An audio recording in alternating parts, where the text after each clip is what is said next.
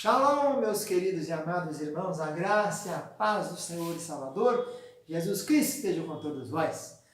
Aqui, pastor Ilmar de Lajinha, Minas Gerais, falando aqui do Bereshit, Centro de Cultura Bíblica. Essa é a nossa logomarca, né? E aqui está escrito em hebraico Yerushalayim, Jerusalém. Parece as chamas, né? Mas na verdade é a palavrinha Yerushalayim, Jerusalém. Nosso Centro Bereshit foi fundado em 92, eu sou o diretor e fundador dele. E ele mantém 3 instituições: Seminário Tabernáculo, da Igreja Tabernáculo, da qual eu sou pastor há 33 anos, e Seminário Bereshit e Faculdade Bereshit. Nós também temos aqui o CCBB, tem convênio com a Facetem, que ministra cursos de administração, teologia e cursos também de pedagogia. Nós estamos instalados aqui desde 92, na Zona da Mata Mineira, Lajinha, Minas, Sul Capixaba, estudando a Bíblia Sagrada nesses tempos. E temos as aulas todas disponíveis no canal no YouTube aí que você está assistindo. Você pode fazer curso regular, se inscrevendo e requerendo as provas para você ter o seu certificado. Nosso estudo aqui não é teologia, é bibliologia. E aqui apresentando a vocês a Bíblia textual, lançada recentemente agora. Qual o diferencial dessa Bíblia? Ela não segue os manuscritos maçoréticos. O texto leningradense de 1008, depois da era atual. Ela segue o manuscrito chamado da Caverna de Qumran, do ano 150 ao ano 50 depois de Cristo. Segue o Pentateuco Samaritano do ano 400 a.C.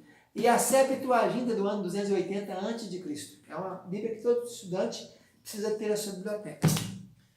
Hoje nós estamos estudando os profetas menores. Nossa matéria é a Introdução Bíblica 4.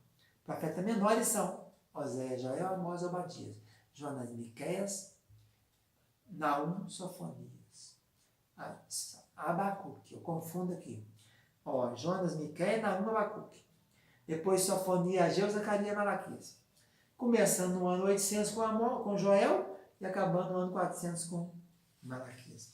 Na aula passada estudamos o profeta Miqueias. Hoje vamos estudar o profeta Naum. Naum quer dizer consolo, né? Naum. O profeta Naum tem um único tema saliente, a destruição de Nínive.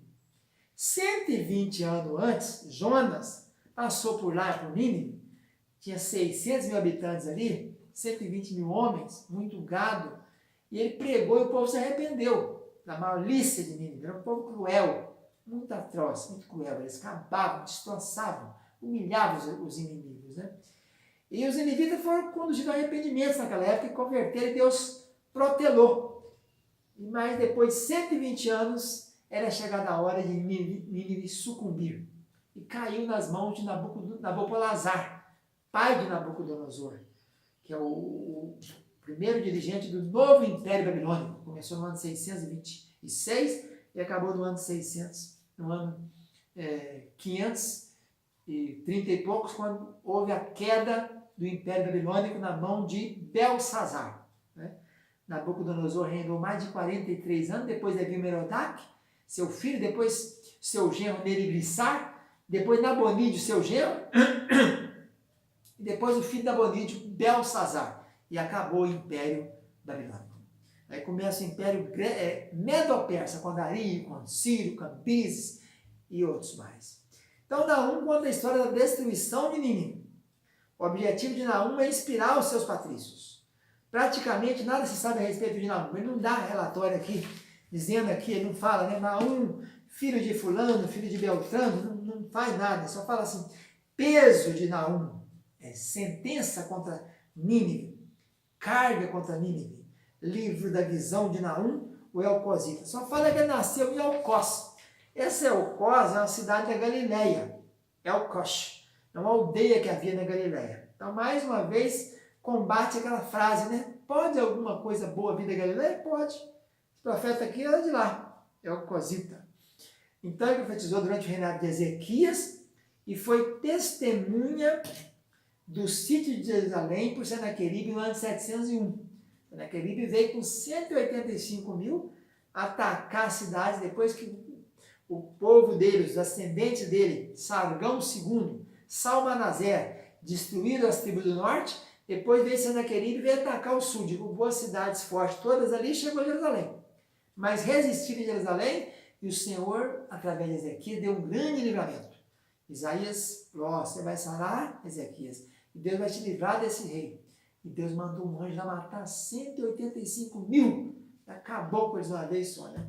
E ele voltou para a terra dele e foi morto pelos 2 meninos dele, Adrameleque e Sarezer. Mataram Senaqueribe lá no templo do Deus dele.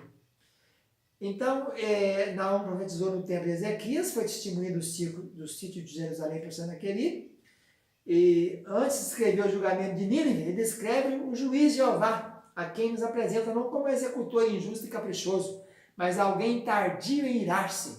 Demorou 120 anos depois que Jonas pregou, que espera com paciência os frutos do arrependimento antes de castigar. Naum é um complemento de Jonas. Jonas revela o julgamento suspenso de Nínive e Naum mostra o julgamento executado, né? Eles não quiseram continuar nos caminhos do Senhor, foram julgados. O valor permanente do livro consiste em apresentar, como em nenhum outro livro do Antigo Testamento, o quadro da ira de Deus. É o livro que melhor apresenta a ira de Deus. Veja como as palavras zelo, vingança, ira, furor, indignação, ferocidade, fúria, descrevem o fato impressionante da ira de Deus. No homem, a ira chega a ser o seu soberano e dominador. Mas Deus é sempre o soberano da sua ira e usa a ira para o seu bem. Então o livro tem a seguinte seção. Pedro de Nínive, Deus é um Deus zeloso que toma vingança contra seus adversários, mas é tardio em irar-se e nos julgar, e lembra daqueles que nele confiam. É em vão os assírios imaginam que pode resistir o Senhor e destruir o seu povo. Deus certamente libertará os seus, e encerra com o Senhor libertando o seu povo, por isso deverão permanecer fiéis. Então a queda de Nínive deu no ano 612 da era antes de Cristo. A destruição foi predita pelo profeta, era naquele tempo a capital de um grande e florescente império. Vocês já viram aí a história de Nínive, né? A cidade tinha lá 1.500 torres, desafiava qualquer inimigo, tinha mais de 90 quilômetros de perímetro, um muro que tinha 30 metros de largura, só Deus mesmo para derrubar, né? Mas era uma cidade sanguinária, cheia de mentira e de roubo. Está lá no capítulo 3, versículo 1. Eles eram malvados, terríveis, atrozes, né? Vocês já viram como eles faziam, né?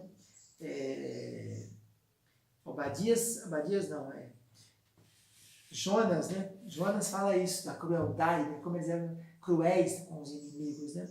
Eles saqueavam nações vizinhas e eles enchiam de vítimas suas cavernas, seus covis de rapina. E um grande historiador antigo, chamado Diodoro Sículos, diz que os seus muros eram colossais, já falei sobre isso, mediam mais de 30 metros de altura, tinham 1.500 torres, mas eles eram terríveis, né? Ninguém foi tão perverso e mau como os assírios. Mas a cidade de Nínive foi descoberta por historiadores e arqueólogos levantaram as ruínas de Nínive e constataram que realmente pelas esculturas que eles acharam, as inscrições, confere com a Sagrada Escritura. Então a sentença para Nínive é essa dada aqui no livro de Naum. O tema principal é a destruição de Nínive. O livro é visto por alguns eruditos como a continuação do livro de Jonas. Depois do arrependimento eles voltaram atrás, né? Alguns expositores têm visto o capítulo 2, versículo 4 como uma alusão ao automóvel, né? Os carros passam completamente pela praça, mas é uma interpretação forçada. Ninguém naquela época tinha essa ideia de carro, né? Capítulo 2 fala do assédio de Nínive, capítulo 1 da visão majestosa de Deus, capítulo 3 da maldição pronunciada sobre a cidade sanguinária. A Síria havia invadido as 10 tribos do norte no ano 722, com São Manassés e Sargão II, e depois de 7 anos, eles atacaram então Jerusalém, mas foram miraculosamente salvos por Deus, quando mandou matar 185.000. Né? Esse livro, então, foi escrito 150 anos após a missão de Jonas, 150 a 120 depois. Né? O estilo do livro é muito limpo, vívido, pictorial, muitas figuras, né? Concernente à grandeza, poder e justiça de Deus, e sobre o conflito. O livro retrata o conflito de Jeová, um Deus amoroso, com o Império Assírio, que era um inimigo cruel e perigoso. Então é isso aí, ficamos por aqui com a história do profeta Naum. Deus abençoe, a paz.